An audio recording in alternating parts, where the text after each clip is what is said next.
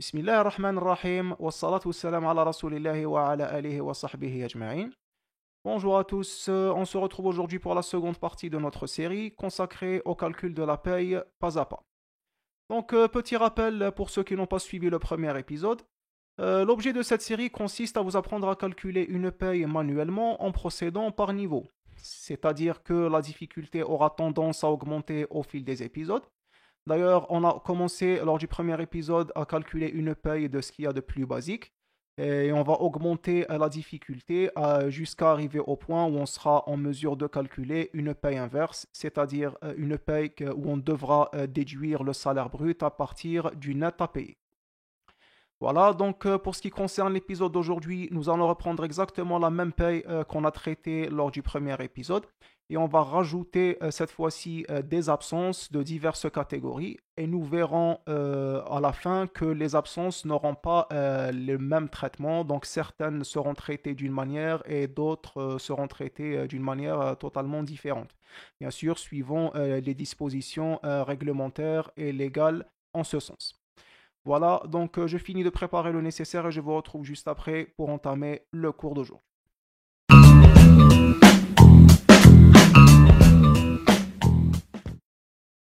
C'est parti, on peut à présent entamer notre cours. Donc, comme vous voyez affiché ici sur votre écran, il s'agit du même bulletin de paie qu'on a eu l'occasion de traiter lors de la première partie de cette série. Donc, vous voyez donc c'est les mêmes montants, les mêmes retenues et le même net à payer. Donc, dans cette paye-là, on va refaire le même bulletin en supposant cette fois-ci que l'employé se soit absenté. Donc, on va supposer qu'il s'est absenté deux fois au courant du même mois, la première pour congé de maladie et la seconde pour un congé de décès. Et nous verrons bien sûr que ces deux absences n'auront pas le même impact concernant la proratisation des primes et des indemnités ainsi que du salaire de base. Voilà. Donc, pour ce qui est de la paye, nous n'allons pas bien sûr refaire l'intégralité du classement des primes et des indemnités, donc ce qui a déjà été traité lors de la première partie. Donc, si vous avez encore des difficultés ou si certains points ne sont pas encore clairs, donc je vous invite à revoir la vidéo, la première vidéo, pour ainsi refaire une petite remise à niveau. Voilà. Donc, pour ce qui est de cette paye-là, nous allons donc procéder à la retenue des absences. Donc, la saisie a déjà été faite au préalable. J'ai juste masqué les cellules que je vais dévoiler tout de suite. Voilà. Donc, comme vous voyez ici affiché en rouge, nous avons deux types d'absences. Donc, une absence pour congé de maladie et une absence pour congé de décès. Et en vert, nous avons une rémunération pour congé de décès, car rappelons-le, le congé de décès fait partie des congés spéciaux rémunérés par l'employeur, comme prévu par l'article 54 de la loi 90-11 modifiée et complétée. Voilà. Donc, petit rappel concernant la paye qu'on a traitée lors de la première partie de cette série. Donc, cette paye-là, elle est calculée sur une base de 22 jours ouvrés. Cela veut dire que chaque absence vaut un 22e du salaire de base. Donc, pour calculer les absences, donc on va supposer d'abord que l'employé s'est absenté pour une durée de 10 jours pour congé de maladie. Alors, dans cette partie-là, dans la colonne des nombres, je vais saisir 10 jours. Et là, j'ai eu 27 272 dinars. Comment j'ai obtenu ce montant? J'ai tout simplement divisé le salaire de base par 22 pour obtenir le taux journalier, que j'ai ensuite multiplié par 10, qui est le nombre de jours d'absence, pour obtenir ces 27 272 dinars. Et je vais refaire la même chose pour le congé de décès. Je vais saisir donc 3 jours comme le prévoit la loi 90-11. 3 jours, et j'obtiens donc les 8181 dinars, soit 60 000 sur 22 fois 3. Et je vais refaire la même chose pour rembourser, on va dire, le congé de décès que je viens de retenir, étant donné qu'il s'agit d'une absence rémunérée. Donc, je vais retenir 3 jours. Je vais, pardon, rembourser 3 jours. Voilà, et donc j'ai eu le même montant dans la colonne des gains, donc les deux montants s'annulent. Mais tout de même, cette action devra être faite pour des raisons d'audit et des raisons de conformité. Donc pour que votre audit soit performant et que vous ayez en votre disposition tous les éléments nécessaires pour le contrôle, donc mieux vaut acter sur votre bulletin de paye toute retenue et toute absence, même si ces dernières s'annulent, genre même si on aurait pu éviter carrément de mettre cette rubrique, mais le fait qu'elle soit présente garantit une meilleure traçabilité plus tard en cas de contrôle ou en cas d'audit si c'est nécessaire. Voilà. Donc là, on a fini de proratiser le salaire de base parce que ces primes-là, ces retenues-là, rappelons-le qu'elles sont indexées directement sur le salaire de base. Maintenant, on va procéder à la proratisation des primes et des indemnités. Donc, on a en face de nous deux types d'absence. Donc, le congé de maladie et le congé de décès. Quoique ces deux retenues-là n'ont pas la même influence sur les primes et les indemnités, n'ont pas en fait la même influence. L'une d'entre elles, on va dire, elle contribue à la proratisation de l'ensemble des primes, tandis que l'autre, elle est rémunérée, c'est-à-dire celle du décès. Celle du décès, elle est rémunérée, rappelons-le. Donc, logiquement, elle ne devrait pas soumettre les indemnités et les primes au prorata. Mais certaines d'entre elles, comme nous allons voir tout de suite, sont tout de même concernées par la proratisation. Et quelles sont ces primes-là? Pour les connaître, nous allons donc revenir à la loi numéro 90-11, modifiée et complétée. Donc, nous allons nous intéresser principalement à l'article 54 qui prévoit que outre les cas d'absence pour cause prévue par la législation relative à la sécurité sociale, le travailleur peut bénéficier, sous réserve de notification et de justification préalable à l'employeur, d'absence sans perte de rémunération. Donc il faut bien noter cette partie-là, sans perte de rémunération. Et pour quel motif? Donc on a plusieurs motifs et on note à ce propos ce qui nous intéresse dans le cadre de cet exemple, les motifs pour événement familial, c'est-à-dire le mariage, naissance, décès, circoncision, etc. Et ça ouvre droit à 3 jours ouvrables rémunérés, d'où les 3 jours qu'on a saisis ici. Voilà. Donc là, on va revenir au début. Donc on va dire sans perte de rémunération. Mais qu'est-ce qu'on entend par rémunération? Pour comprendre ce qu'on entend par rémunération, il faut se référer à l'article 80 de la même loi qui prévoit que, en contrepartie d'un travail fourni, le travailleur a droit à une rémunération au titre de laquelle il perçoit un salaire ou un revenu proportionnel au résultat du travail. Donc en analysant de plus près l'article 80, on peut directement comprendre que salaire et rémunération font de pair. Donc c'est exactement la même chose. Donc on entend par salaire la rémunération. Donc ça équivaut au salaire. Et qu'est-ce qu'on entend par salaire? C'est quoi le salaire? Eh bien, au sens de l'article 81, on entend par salaire le salaire de base, les indemnités versées en raison d'ancienneté, heures supplémentaires, travail posté, nuisances, astreintes, travail de nuit, indemnité de zone, etc. Et ainsi les primes liées à la productivité et au résultat du travail. Donc, en résumé, qu'est-ce qu'on peut comprendre en analysant ces articles? On peut comprendre tout simplement que toute indemnité répondant à la définition légale du salaire prévue par l'article 81 ne doit pas être soumise au prorata en cas d'absence spéciale rémunérée pour raison de décès ou mariage ou naissance ou circoncision. Donc les indemnités seront maintenues telles quelles sans tenir compte de l'absence. Toutefois, il existe certaines indemnités qui ne répondent pas à cette définition, à l'instar de l'indemnité de panier de transport et l'indemnité de salaire unique. Vu qu'elles ne répondent pas à cette définition, alors elles seront soumises au prorata des jours d'absence pour les raisons de décès. Mais pas ces indemnités-là, c'est-à-dire la nuisance, ancienneté, etc., parce qu'elles répondent à la définition légale du salaire. Voilà. Donc maintenant que nous avons compris ce principe-là qui est très important, nous pouvons donc entamer notre procédure de proratisation. Bon, donc déjà on va commencer par l'indemnité de nuisance. Non, donc en fait, attendez juste un petit instant, j'ai oublié de faire un truc très important. Je vais retirer les absences, je vais les retirer juste un court instant et pour ensuite les remettre. En fait, ce que je vais faire, pour ne pas oublier, cette base IRG là, qui est l'équivalent d'un mois complet de travail sans absence, je vais le noter, je vais le copier, je vais le noter à part, et je vais vous dire pourquoi par la suite. Je vais le noter et je vais également noter la retenue IRG correspondante, c'est-à-dire 15 595 dinars.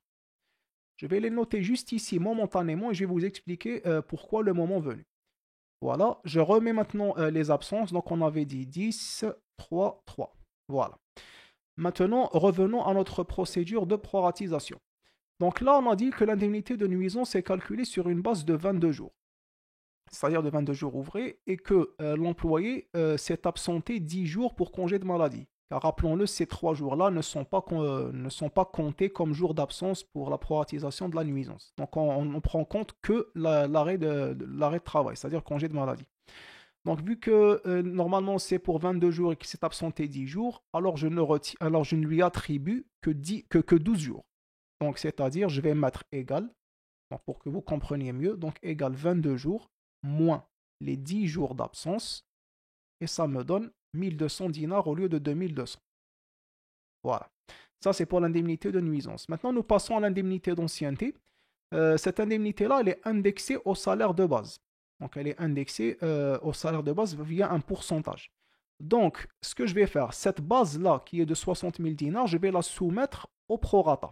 Donc, comment faire ça? Donc, je vais d'abord calculer une valeur intermédiaire qu'on a déjà eu l'occasion de traiter sur la vidéo relative à l'IRG au prorata du temps de travail. Donc, on va calculer ce qu'on appelle le coefficient prorata. Alors, le coefficient prorata, qu'est-ce que c'est au juste? C'est tout simplement le nombre de jours travaillés durant le mois divisé par le nombre de jours ouvrés théoriques. Donc là, comme vous voyez affiché ici, il y a deux coefficients prorata. Pourquoi j'ai marqué deux? Parce que j'aurais besoin d'un coefficient qui prend en compte que le congé de maladie et un autre qui prend en compte le congé de maladie et le décès. Parce que vous vous doutez bien que,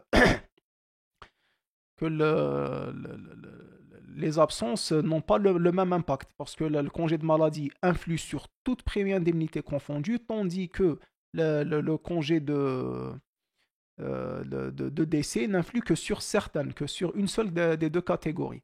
Donc, j'aurai donc besoin de deux coefficients prorata pour que ma paye soit calculée correctement. Alors le premier, c'est quoi? Alors je vais calculer le nombre de jours travaillés. Le nombre de jours travaillés, c'est tout simplement 22 jours moins 10 jours d'absence pour maladie. Voilà, le tout que je vais diviser par 22 jours. 22 jours étant le nombre de jours théorique. Voilà, j'obtiens donc 54,55%. Et je refais la même chose pour le second coefficient prorata en intégrant le congé de décès.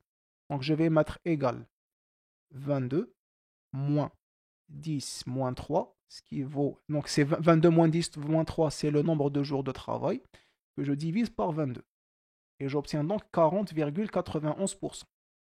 Donc je vais garder précieusement ces coefficients-là parce qu'ils vont m'être très utiles pour proratiser mes indemnités qui ne sont pas, on va dire, calculées au jour, comme c'est le cas pour l'indemnité de nuisance. Pour l'indemnité de nuisance, nous avons directement réduit les 22 jours, nous avons tapé 12 jours et les calculs se sont faits automatiquement. Mais pour les autres, nous aurons besoin de ce coefficient pour que les calculs se fassent directement.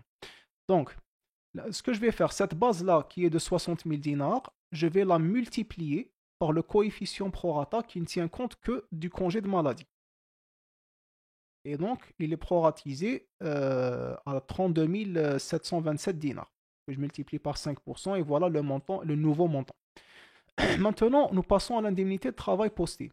Donc, l'indemnité de travail postée, selon cet exemple, c'est une indemnité forfaitaire. Donc, elle n'est pas indexée à un salaire de base ou à une quelconque rubrique de ce bulletin. Donc, la proratisation se fera directement à la source. Donc, je vais aller dans ces 6000 dinars que je vais multiplier par le coefficient prorata, qui ne prend compte bien sûr que les congés de maladie. Voilà. Et pour la prime de rendement, je refais la même chose que pour l'indemnité de l'ancienneté. Donc je vais dans la base, donc je vais proratiser directement la base, donc c'est 60 000 que je multiplie par 54%. Et voilà, la proratisation a été effectuée. Donc nous avons achevé la première partie de ce bulletin. Donc nous passons à la seconde partie qui est la partie imposable et non soumise aux cotisations de sécurité sociale. Donc nous avons là deux indemnités qui sont l'indemnité de panier et l'indemnité de transport. Et ces deux indemnités-là sont attribuées selon le nombre de jours travaillés. Et vu qu'on a vu tout à l'heure que l'indemnité de panier de transport ne réponde pas à la définition légale du salaire prévue par l'article 81 de la loi 90-11, alors la retenue, alors la proratisation de ces primes prendra en compte le congé de décès. Donc il sera pris en compte. Donc au lieu de retenir 10 jours, donc pour la nuisance en fait, ce qu'on a pris, on a retenu uniquement 10 jours, on n'a pas pris en compte ça. Donc là on va retenir, donc égal 22 moins les 10 jours de congé de maladie moins les 3 jours du congé de décès. Donc il ne me reste plus que 9 jours de travail et que j'applique également pour l'indemnité de transport. Voilà. Maintenant, nous avons terminé avec la deuxième partie. Maintenant, nous passons au calcul de l'IRG. Alors, nous allons revenir à ce qu'on a fait tout à l'heure. Donc, j'ai procédé, j'ai noté en fait la base imposable et qui équivaut au mois complet de travail, ainsi que la retenue IRG correspondante. Là, qu'est-ce qu'on trouve? La base IRG, elle a été modifiée, ce qui est normal vu que l'employé n'a pas travaillé tous les mois suite à ses absences. Donc, comme on a déjà eu l'occasion de le voir dans la vidéo relative au calcul de l'IRG au prorata du temps de travail, donc le barème IRG s'applique toujours sur une base mensualisée. Donc, il est toujours important d'appliquer, donc en cas d'absence, l'IRG se calcule sur une base au prorata du temps de travail. Donc moi, ce que je vais faire, je vais tout simplement appliquer une règle de 3. Ce montant-là que je viens de trouver, c'est 44 610 dinars. Je vais les copier et je vais les mettre ici, de sorte à appliquer une règle de 3. Donc la nouvelle retenue IRG, c'est 8122 dinars et 51 centimes au lieu de, bon, ces 15 000 là, c'est un montant figé, il ne faut pas prendre ça en compte. Donc je supprime. Donc ça, c'est en fait la nouvelle retenue IRG. Donc voilà. Donc comment j'ai obtenu ce montant? Eh bien c'est simple. J'ai tout simplement fait 44 610 multiplié par 15 595, le tout divisé par 85 650 dinars. Genre, c'est une logique qui dit, voilà, 85 600 dinars génère 15 000 dinars, 44 610 génère X dinars. Donc, je fais ça multiplié par ça, divisé par ça, donc j'obtiens 8 122 dinars et 51 centimes que je vais donc copier directement depuis la colonne des retenues. Voilà, maintenant j'ai trouvé la retenue relative à l'IRG. Maintenant, il ne me reste plus que l'indemnité de salaire unique. Et là, je vais ouvrir une petite parenthèse. Donc, dans certaines entreprises, on a tendance à ne pas soumettre cette prime au prorata du temps de travail lorsque l'employé ne s'absente pas tout le mois. Genre, ils suivent une logique de que cette indemnité, en fait, c'est une indemnité à caractère social et qu'elle ne vise pas à récompenser un travail, donc c'est juste pour rémunérer la non-activité du conjoint. Donc, bon, pour dire que ce n'est pas légal, ce n'est pas le cas. Donc, si l'entreprise souhaite opter pour ce mode de calcul, libre à elle, mais ce n'est pas en fait un calcul qui est, on va dire, économique et rationnel. Donc, logiquement, étant donné que l'employé s'est absenté, il n'y a pas de raison pour lui attribuer la totalité de l'indemnité de salaire unique. Donc, ça serait comme si on était en train de l'encourager à s'absenter. Mais ça ne répond à aucune norme économique. Donc, du coup, ce qui serait préférable de faire, c'est de la soumettre au prorata. Mais par quel coefficient? Est-ce que le premier coefficient qui ne tient compte que du congé de maladie ou bien du second qui tient compte du congé de maladie et du congé de décès? Eh bien, vu que les indemnités à caractère familial, à l'instar du salaire unique, ne, ne tiennent pas compte du nombre, ne répondent pas plutôt à la définition légale du salaire, alors on va opter pour le second coefficient qui est de 40,91%. C'est-à-dire que le congé de décès va influer sur l'indemnité de salaire unique. Donc on va mettre 3000 dinars que je multiplie par ce coefficient. Et voilà, donc le montant a été proratisé. Et voilà, nous avons donc fini de calculer notre bulletin de paye. Donc le net à payer est à présent de 37 724 dinars et 0,4 centimes. Voilà, donc le cours d'aujourd'hui touche à sa fin. Si ce dernier vous a plu, n'hésitez pas à laisser un petit pouce bleu, à commenter, à partager et surtout à vous abonner à la chaîne, ça fait toujours plaisir. Et sur ce, je vous dis à très bientôt pour une prochaine vidéo. Prenez soin de vous. Wassalamu alaikum wa rahmatullahi ta'ala wa barakatuh.